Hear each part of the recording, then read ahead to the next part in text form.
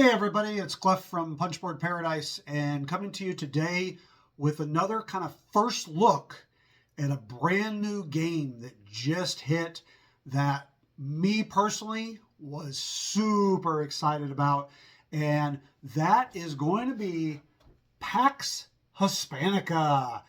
So this is Pax Hispanica from Phil Eklund and published by Ion Games. And this one just started hitting. So in fact, this is not even my copy.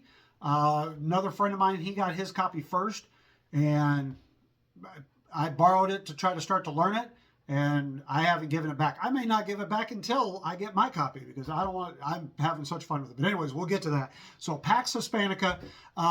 For any of you who know PAX games, PAX Renaissance is my favorite PAX game. It's my favorite game, I should say, but I really enjoy a lot of the PAX games. I enjoy PAX Porfiriana. I enjoy PAX Transhumanity. I enjoy PAX Premier First Edition and even the Second Edition.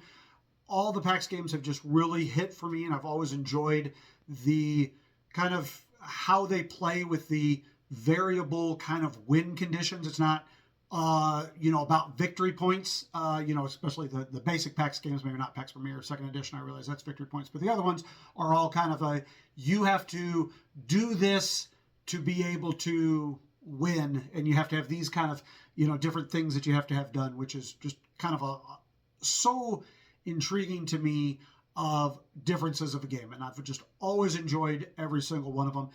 And now most of them are going to have a very, I don't want to say a large, but a fair number of cards in a market that you can purchase to be able to put into your hand to be able to use.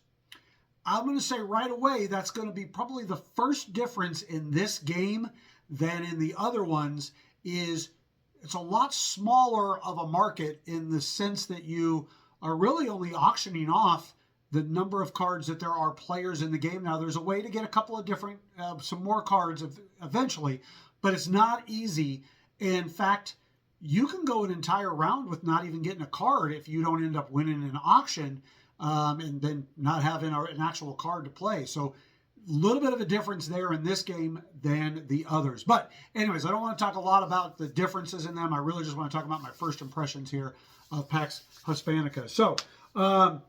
So it's, I don't know if I said this is a 1 to 5 player game. I'm not going to be able to tell you anything about the solo game. I have no idea. Solo games are not ever on my radar. I know it has one. Somebody else will have to talk about that. I don't know, and it couldn't even tell you what it's like or if it's any good. But otherwise, so I'm just going to talk about the 2 to 5 now. I've only played this, really honestly, one full game at 3 players and another half a game at 2 players. So I'm not going to be able to speak much on the player counts at this moment. Just letting you know it plays 1 to 5. And it does say if you play 2 or 3 players, you should not play as Spain. Spain has a has a bunch of colonies on the board to start the game off with, just as kind of how this time period was. And so if you're just playing 2 or 3, you shouldn't play with Spain. So if you play with 4 or 5, obviously somebody can be Spain. And it suggests that the other players are going to need to kind of work together to start with against Spain to kind of bring its potential win condition kind of down, which is very interesting that it kind of has one faction that can be, doing better to start with than the others. So which I genuinely like and think it's kind of a cool thing. So it's going to be played really. It's 4 years, but it's kind of 4 different parts of a round is what I will call it, or a turn. And in that turn, now I'm going to call it a round. In that round, you have 4 turns. You're going to have the goods phase. You're going to have the auction phase. You're going to have the play your card phase. And then you're going to have the sailing phase. Okay? The goods phase is kind of just a bunch of, upkeep type of stuff that you're going to be doing. Putting out goods, making sure colonies have labor, kind of rolling with that. Then the auction phase is exactly what it sounds like, is you're auctioning off cards. There's a couple of different things that you can do during the auction phase. You can either put one of the main cards up for bid. You can do kind of a buried treasure where you put a bottom, like a hidden card up for bid. Or you can do what's called a professional draw. If you have a profession, you can actually just draw cards, and you don't have to worry about anybody outbidding you, which can be kind of nice. Can't do that in the first round because nobody has a job. They're all teenagers in this world, and you're looking to have a profession. So, but anyways, so that's kind of the auction. The last thing that you can do is you can do what's called debauchery, which kind of when you're in bad shape, you can just draw some extra of these things called Haven cards and get $1. My guess is you probably don't want to do that very often. But anyways, so that's kind of the auction phase to get cards. Okay. Now, real quick on the auction phase, it is like if I put a card up for auction and somebody else wins that bid, they actually pay me the money. So, if you get outbid and somebody overbids real big, well, at least you're going to have the money. So then hopefully you can win another card. But if you win the bid, it was your card you put up for auction, the money just goes to the bank. So it's a good auction. It's interesting. It's a blind auction. Everybody puts however much money they want to in their hand, and then you reveal it, and the tie goes to whoever was the auctioneer. Okay? So that's the auction phase. Then we go into the play phase. So the cards, which I'll kind of go down and kind of zoom in on all of the map and everything here in a second, but I'm going to kind of just put some stuff up here. So here is the cards, and as you can kind of see, there's kind of a picture of whatever person or whatever it is. Up here, it will say what kind of card. So this is a colony card. And then it has some different action symbols over here. And then up in this corner up here, you'll see there's a little triangle that's called the nudge. And when I kind of go down, and I'll show you on the board here in a little bit, when you play the card, the first thing you're always going to do is the nudge, which is going to move you towards a profession, hopefully, or potentially it could be midlife crisis or a mutiny, but hopefully you're moving towards a different profession, and that's what those nudges are going to do. So when you're auctioning off these cards, this is very important too, is to pay attention to these nudges, okay? So when you play the card, like I said, you'll do the nudge first. That's always what you do first. Then you are going to take actions. Cards, what I've noticed at least, there's 3 to 4 actions on each card, these little symbols, okay? You've got this huge Rosetta Stone over here that will show you all the different actions of what they do. Now, depending on what your sway is, and this is just going to be a column that you have on your player board. Like I said, some of this I'm going to zoom in on here in a moment. You'll kind of see these different things, but that will allow you to see how many actions you can take. So let's say your sway is at 2. That means you can choose 2 of the different actions on this card and take those actions. So your sway can go up to 4. So it can be anywhere from 1 to 4, starts the game off at 1. So that's kind of when you play the card, you then take those actions. They're going to be things like putting out colonies. They're going to be things like putting out missions, which are kind of Bibles that you put into tribal states. And then all kind of other things that I'm not going to go through everything right now, but all kind of different things that you can do with these actions on these cards. And then once you're done playing it, it can depend on the action you took or the card. Now, for a colony card, and I'll just kind of show here the mission cards, those you'll just play and then you'll just kind of discard them, okay? But the ship cards and the royalist cards have an opportunity. Now, well, you can see this, but this is a little anchor that's on there. This will allow you to anchor this to your board to give you a ship. So, and then you would have this ship. Each ship is going to have a different legality. Like there's plunder and smuggler, conquistador, and privateer. And each one is going to also have a seamanship, which is going to be put there by a letter between A and Z. A being the best sailor to Z being the worst. So this will give you ships, which we'll talk about sailing here in a moment. Okay, so that's there. Now the peerage ones, I should say the royalist, that have these peerage cards that allow you to put these onto your board potentially. And one of the win conditions for a couple of them are have some peerage. Might have be 1 peerage and something else, or 3 peerage. But here's the kicker, is each one of these is going to have a requirement for you to be able to lock it on your board. So for instance, this one right here, this is just a lord, but it says right here, most righteous. If you can kind of see that right above that kind of that cardinal looking's head. So that means for me to be able to put this onto my board and keep it, I'm going to have to be on the board most righteous. And I'll kind of show this again, like I said here again in a minute. I am not a professional cameraman, being able to switch back and forth. You know, that's not me, and I apologize. So I'll show you this stuff here a little bit at the end of the video. But anyways, that is what that is. And so I would only play this card if I, out of all the player pieces, am closest to the area that says most righteous. Okay? So otherwise, I just have to discard it. I don't get to keep it. And then each one of these will also give you an ability. Like, so for instance, this one says, your tax action takes dollars up to the number of mercantilism number instead of $1. So that could be a lot better. Like it starts off at 3, and so you could be getting $3 off this guy. So a lot better. If you get these cards in play, they're going to give you really good abilities and potentially help you win the game. All right, so that's playing cards. The last action that we'll talk about, once again, I realize the map, you can't see it yet. I promise you, I'm going to show you at the end of the video here. But you have sailing, where you take your ships and you move them around the board. Now, there's multiple different things that you can do with these ships. First thing you can do is potentially load goods or treasure is kind of what it looks like, and take that back to Europe and then sell it, depending on what kind of legality you are. You may end up putting it in kind of the king's coffer if you're like a conquistador, and then you don't get quite as much money, but it's easier to get. Or if, like, say you're a smuggler, you're going to get more money because it's not going to go to Europe. You'll still go to Europe, but you're going to, sell it somewhere else. You get some more money, but it's a little bit harder potentially to get. So, like I said, you can load treasure. You can also load relics, which are not easy to get out on the board, but if you can get them out there, you can potentially get them. The other things you can do are called land battles. You can go in and you can try to basically remove other players' colonies, other players' missions. You can also grab indigenous meeples, kind of the meeples that are on the board, the indigenous people. And unfortunately, I mean, and this is the time, this is, realistic kind of game here in this way.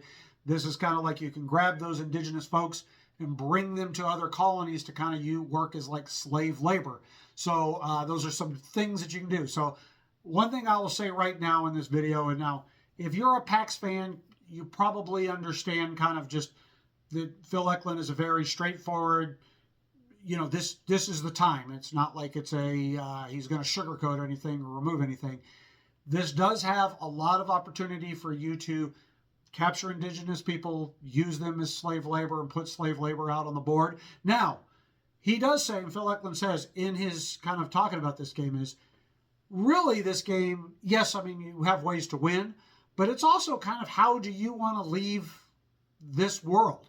And one of the win conditions is a missionary is an abolitionist, which means you remove all slave labor from the board to win the game, which, believe me, we were talking about the other day when we were playing this, does not seem easy, but it's obviously a cool thing that you can be like, you know what, hey, that's what I'm going to try to do, and you can attempt to do this in this game, which is kind of a cool thing. But if that's something that you're sensitive to, or you feel like I just don't want to play a game where that's something I have to do, this game may not be for you. I'm just kind of forewarning you. That's part of what's in the game. So anyways, so that is sailing, and you can do up to the targets that you can hit, up to as many ships as you have. And like I said, you can do up to 3 ships. Potentially, there's one card that would give you an extra like galleon ship, but for the most part, 3 ships is what you're going to have. Like I said, when you're sailing around, there is something that people can do called interdict, which when they do that, they're supposed to yell out, "Strike your colors!" And that just basically means they're coming to fight you. And you can then have a fight, or you can surrender. Other people in the area can also say whether or not that they want to support you, or they want to support the whoever you're attacking. So there's a lot of negotiation in this game. And so I really haven't gotten to that. But one of the things that I think I really like about this game so far is the negotiation. So like a great game like, say, like John Company, where you're just the game is all negotiation. This is certainly not all negotiation, but it certainly is a lot more wide open than the other PAX games that I've played. You can, at the, during your turn, you can be like, hey, I can sell you this card, and somebody else could buy the cards from you. You could be like, hey, I'll give you some money if you help support me in this attack that I am doing on this other player. So that is so cool to me because I love the fact that you can, one moment I'm like, hey, Richie, you got to help me out over here. I really need this. And then the next minute I'm over with Chad and I'm like, hey, Chad, we got to stop Richie. He's winning. We got to do this. And I love that about games. And this seems just so cool in this game. Not necessarily have had a lot of it, like I said, it's a very first impression just of the first game, but I think that's going to be a huge part of the game that's just going to be great. I will say right now, I feel like I have scratched maybe 50% of this game, and that's really stretching it. I feel like I kind of got the game down, but there's so many little parts to it and things that you have to think about and kind of as you're playing. So definitely a lot more to explore. Victory. So kind of talking about victory. As I said, there are 4 different professions. If you are at the end, if you're called an extremist in one of those professions and you have fulfilled the requirements, you will instantly win the game. Okay? The other way that will happen is there's kind of a round marker, which once again I'll kind of show you here in a moment, that when it hits this white dove, that will trigger the end of the game. And then it's basically you count up how many colonies you have out, how many missions you have out, how many citizens you have out, and whoever has the highest total is the winner of the game at that point. So, and there you can play like there's like a short game or a long game, but I'll also let you know that dove can move. And so you could have a shorter game than what you're expecting, which is actually what happened to me in my first full playthrough. We were like thinking, oh, we still have like 3 or 4 rounds to go. And all of a sudden a card came up and it was like, boom, that was the end of the game and it was over. So, which was cool. Once again, I like that. I like the unknown. It's like, could it end? It could be still 3 or 4 or 5 more rounds. It could be ending next round. You just never know. So you got to take an account for that. So, so now let me just really talk about my final thoughts on this game. I think everybody can pretty much tell already I like this game, and I like this game a lot. I really enjoy the different win conditions. I like the negotiation. I love the theme and the pirates and the different factions that you're kind of using. I like I love the auction mechanism.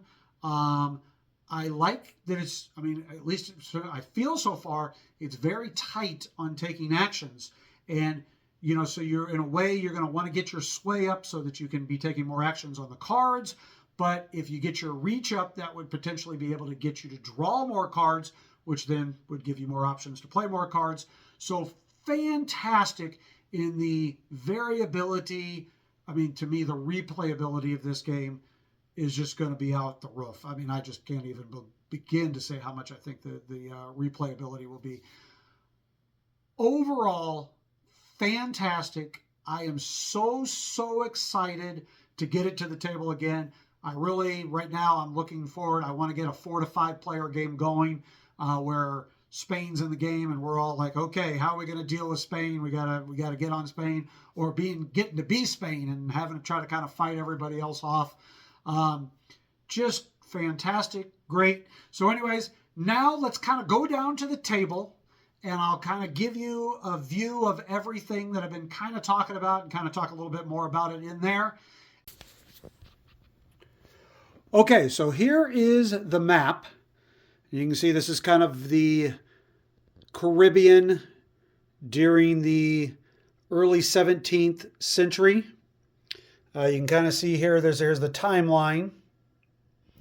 And this is kind of how the game will be moving along. You can see there's that white dove there. That is how the game will end if the red parrot makes it there. It has a couple of different spots that it can end, a shorter game or a longer game. But I will tell you, it can move down and end the game early. Kind of over here, here's the player mat. So you can kind of see this is the sway track. Over here, this is the reach track. So these are how you're going to put out colonies to increase your sway. And then these are the Bibles that you're going to put out to increase your reach.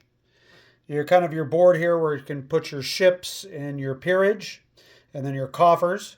Everyone has a unique ability on their board. So for instance here, the Brother Lamsons say their fleet instantly moves from Europe to pirating once per sail year. So that way you can go and sail a lot more than the other factions would have to actually move from Europe to pirating, where they get to do it once instantly. All right, and then over here we see good old Sir Walter Raleigh.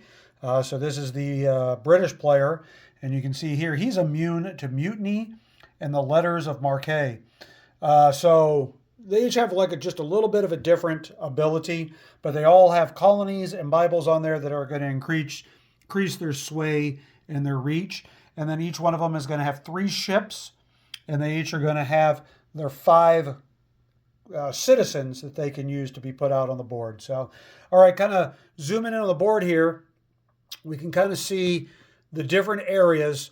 So there are spots that are going to be where you have colonies that can be formed. You're going to have tribal spots, which are where the white meeples are currently, and then those are indigenous population that are on there. Let's see, if you come down here, you can see there's some already on the board. This is a starting setup for a game that does not include Spain, because Spain starts off this game with 8 colonies already on the board. If they are playing, they do not start with the fort, which is kind of the black star that's around there. But if they are not in the game, they start with a black fort that is around their colonies. You can also see there's kind of the flow of the current, which at first it was like, what does that really matter? Because you can kind of just move around as much as you want, but it will really make a difference when we talk about these haven cards and kind of what they do. Where you can actually attack somebody else's fleet. And then up here, this is kind of just the generic up here of what it shows you to be in Europe or if you're in pirating. So, all right. And then real quick, we're just looking around here. You can see to start with, we have like a goods phase, which is where we put out the different goods that come out each year. So you can see here in the first year, we're going to be putting out some salt and pearls. Then we go into the auction. Then we go into the play phase, and then we go into the sale phase. All right, so then, and it kind of gives you those overviews right down here on the bottom to kind of roll through. Then finally over here, we got the sideboard, which is where the auction is. And you can see here, I just have it set up currently for this 2 players here. This is where they start off with your piece. And this is what's called, in the middle is called the callow, which kind of means you're kind of a young teenager at this time and you're looking for a profession. And you can move into these different professions. You've got colonist, missionary, royalist, or buccaneer. And you can kind of move into these professions, which will help you out with card draw, which we can talk about a little bit later. But we'll also talk about how to win the game. If I can get my piece over to what they call the extremist position, and I fulfill whatever the kind of the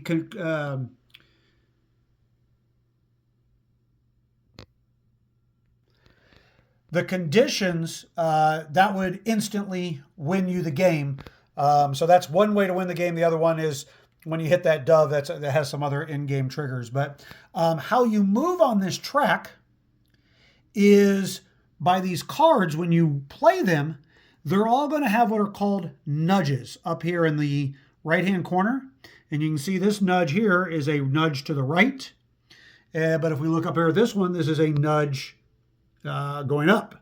So if I was, say, here and I played this card with the nudge going to the right, it's actually just going to move me 1 spot over. Now, if I was like, say, here on the board and I moved 1 spot over, then, then I'd move like so. I can, if I was to use this card here and play it, it would actually move me into a midlife crisis.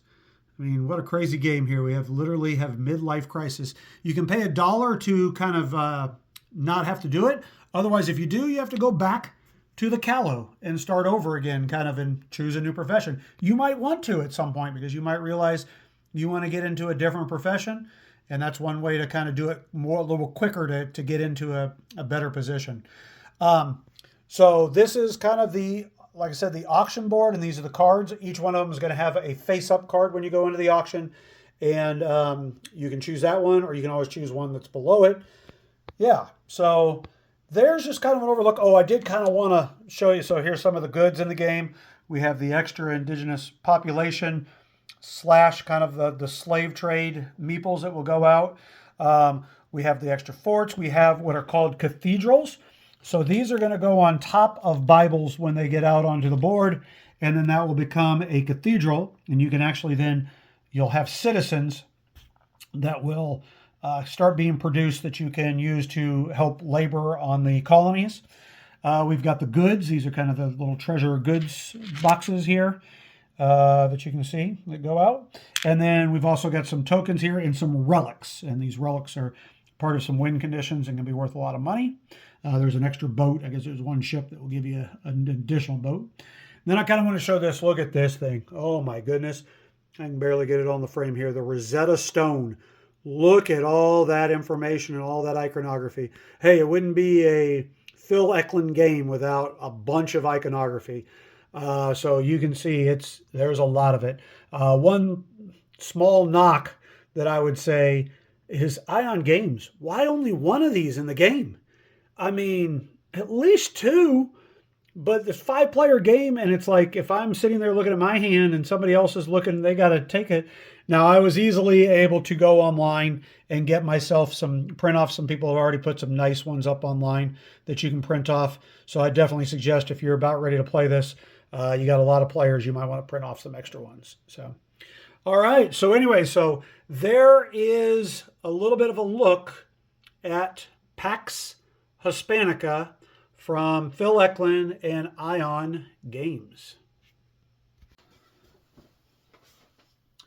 Okay, so that was the kind of you got to see kind of the map, and you got to see the different players, and like it showed how they had the player powers, and then the auction board, and that crazy Rosetta Stone. So all that, and once again, I haven't really even talked about the look of the game, but I think it looks amazing. I love it. This is even, I believe this is just the basic version. So it just has kind of the basic meeples and kind of the basic cardboard. I think that there's a deluxe set where, I don't even know what's in the deluxe set, but I think there's even a nicer version out there if that's something you're looking for. So anyways, I kind of already given you my final thoughts. I just really want to say if you like PAX games, I think, and you like negotiation, like I said, there's a lot more negotiation in this than there is just basic PAX games. So if you like those things, definitely I would look to get an opportunity to get a copy of this. And hey, if you're around me and you're looking to try this game out, let me know. I'll love to play it with you. And yeah, so if anybody, hey, we got PBCon coming up. If you're not aware, that is our podcast, Punchboard Paradise. That is our yearly con. We're about to do our 4th PBCon this year in May, May 16th through the 19th. There are some rooms that are still available.